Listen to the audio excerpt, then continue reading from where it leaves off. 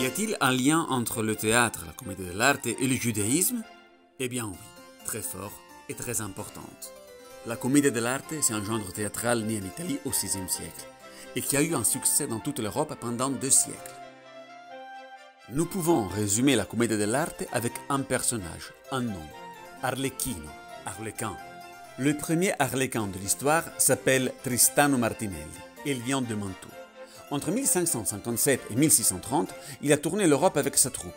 Mais c'est en France qu'il a eu son succès. Il joue en France pour la première fois en 1584.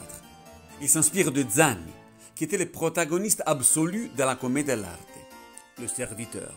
Tristano Martinelli ajoute dans le costume, qui à la base était blanc, des taches de couleur sur le type des bouffons médiévaux. Il modifie même son langage. Au bergamasque, qui vient de la ville de Bergame, il ajoute un mixte de langues entre le mantouen et le vénitien.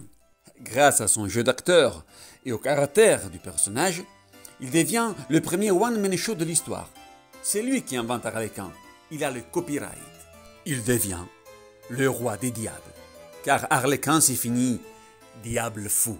Et le lien avec le judaïsme? Au XVIe siècle, il y avait à Mantoue une communauté juive très importante. Et parmi ses fidèles, il y avait un certain Leone de Sommi, qui est né à Mantoue en 1525. Il était très actif dans la communauté. Il était dramaturge et pendant plusieurs années même directeur de la compagnie théâtrale juive de Mantoue. Il était très aimé et protégé par le duc de la ville, les Gonzaga. Après la promulgation de l'édit qui obligeait tous les juifs à porter le siman, le signe jaune distinctif pour reconnaître les juifs des chrétiens, le duc l'exonère de le porter.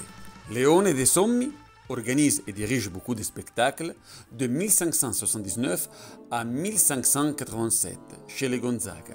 C'est le premier auteur à écrire une œuvre théâtrale en hébreu et en bulgare, Magen Nashim, une sorte de dispute littéraire sur la femme. Un poète, un certain Barak ben Avinoam, il avait aimé ce texte, car Léon avait réussi à transmettre des pensées sacrées avec des vers vulgaires. Leone incarne le problème de l'inclusion des Juifs dans la société et les besoins de médiation entre les différentes cultures. L'œuvre la plus importante et fondamentale de l'histoire du théâtre moderne qu'il a écrit s'appelle 4 dialogues sur des représentations scéniques, qu'il a écrit entre 1556 et 1589. Dans ces textes, Leone fournit les premières indications de l'ère moderne sur l'art du jeu et de la mise en scène. Jusqu'au début du XVIe siècle, les comédiens étaient des amateurs. Dans la deuxième partie du siècle, devient fondamental le rôle de l'acteur professionnel. L'élément le plus important de le spectacle est surtout la performance de l'acteur et pas le texte.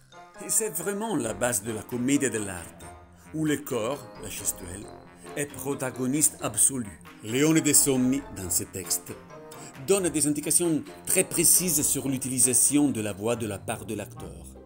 La diction, qui doit être précise et pas rapide, le langage du corps, les costumes, le maquillage, les décors, et aussi des indications sur comment utiliser l'éclairage. Un moyen pour obtenir une lumière semblable à celle du jour sans montrer la source artificielle pourrait être, par exemple, de cacher des torches derrière des colonnes et utiliser des miroirs pour amplifier et orienter la lumière. Sa pièce, la plus connue de la comédie dell'arte, s'appelle Trois sœurs. Il s'est rencontré avec Tristano Martinelli? On ne le sait pas. Mais dans ces pièces, les personnages de la comédie dell'arte étaient toujours protagonistes.